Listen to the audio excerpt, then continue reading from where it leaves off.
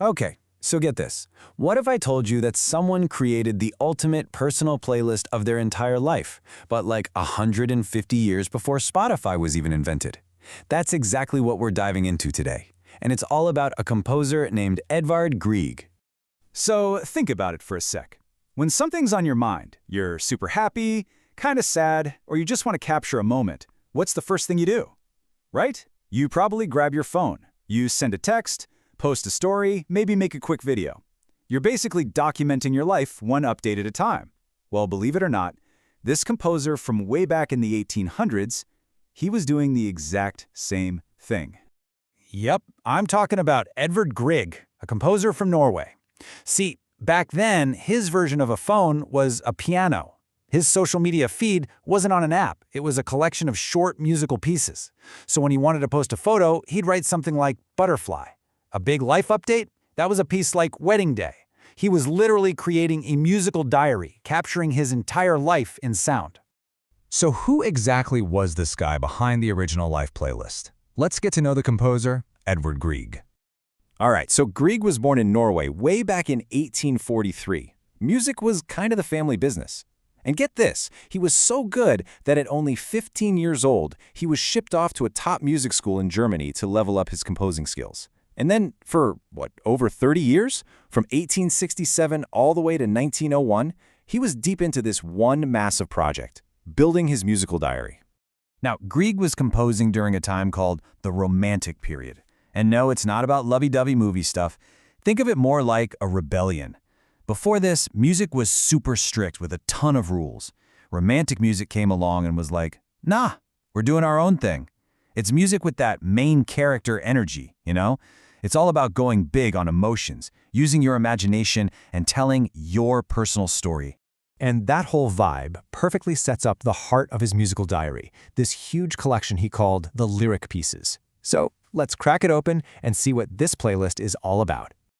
Okay, so Grieg dropped his musical diary in 10 separate volumes. You can think of them like 10 albums or EPs that he released over his career. But the big question is, how many actual tracks were on this playlist? 66. I'm not kidding. He wrote 66 individual little piano pieces.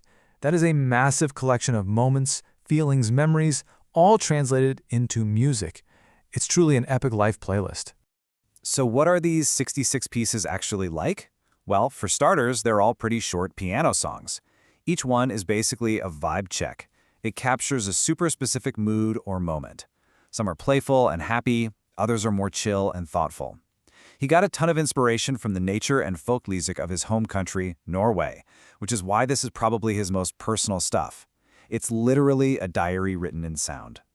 But how did he actually do that? I mean, how do you take a feeling or a memory and turn it into music that someone can totally get, even hundreds of years later? It's time to decode Grieg's creative toolkit. It seems like he kind of had this simple 4-step process, like a creative recipe. First step, find some inspiration. Could be anything, a feeling, a memory, a cool scene in nature. Step 2, add that Norwegian flavor. He'd borrow rhythms and melodies from traditional folk music. Step 3, he'd compose a short, simple, kind of song-like tune on the piano. And then, the final, most important step, he'd give it a title that tells a story. And honestly, his titles are like the perfect caption for a video. They totally tell you the vibe before you even press play. If he calls a piece Butterfly, you're already picturing something light and fluttery, right? Or when you see Wedding Day at Troldhaugen, you're immediately thinking it's going to be this big, happy, celebratory track. The title does all the setup for him. He also did something super smart with this sound. He basically took traditional Norwegian folk music, the stuff everyone in his country knew, and mixed it with the modern classical techniques he'd learned. It's kind of like grabbing a trending sound on TikTok and then putting your own unique spin on it to make a totally original video. The music he made sounded brand new, but also super familiar and relatable at the same time. Genius. Okay, so this music is ancient. It's over 150 years old. So why are we even talking about it? How is Grieg's playlist still a thing today? Let's get into it. I bet you've actually heard his music and didn't even know it. Seriously, his stuff gets used all the time in movies and TV shows when they need to set a certain mood. It's also a huge favorite for anyone learning piano because the pieces are so emotional and just fun to play. And yeah, of course, you can still go to a giant concert hall and hear his music performed live today. It's everywhere.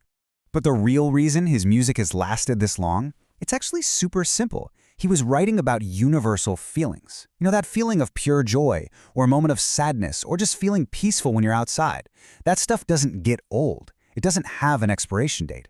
His music still connects because, well, we all still feel those exact same things. So if there's just one thing you remember from all this, let it be this.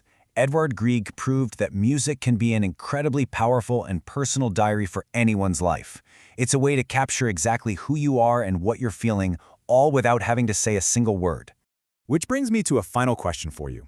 If you had to write a song about your day today, just one track for your own personal life playlist, what title would you give it? What would you call it? Something to think about. Thanks for tuning in.